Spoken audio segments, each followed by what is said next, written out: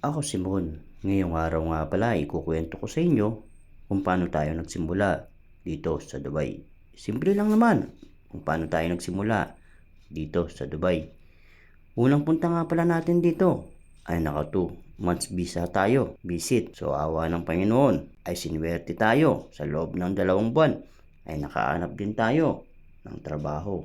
Dito kasi sa Dubai hindi madali ang maghanap ng trabaho, lalo na sa panahon ngayon na may krisis. Marami ang nawalan ng trabaho dito sa Dubai nung panahon kasagsagan ng gera dito sa UAE. Tawa naman ng Diyos at hindi tayo nabayaan, hindi tayo nawalan ng trabaho at tuloy-tuloy pa rin yung trabaho natin. Yung karamihan nga lang ng iba dito, hindi nga nawalan ng trabaho, pero yung sahod, kalakalate kung pasahurin. At tayo naman, ay sinuwerte naman tayo, hindi naman napabayaan yung sinasahod natin. At ganito nga pala yung trabaho natin, minsan pabago-bago yung schedule natin sa pagpasok. Minsan panggabi tayo, minsan pangumaga. Swerte na lang kapag panggabi tayo dahil nakakalinis tayo ng bahay ng pakonti-konti. Ganito lang naman araw-araw ang ginagawa natin dito sa Dubai. Kaya sa mga gustong pumunta ng Dubai,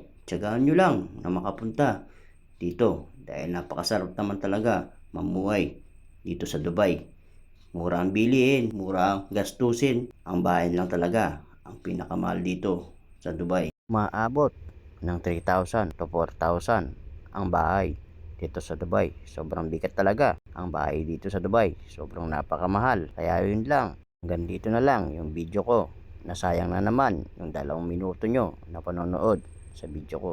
At yun lang. Salamat sa panonood.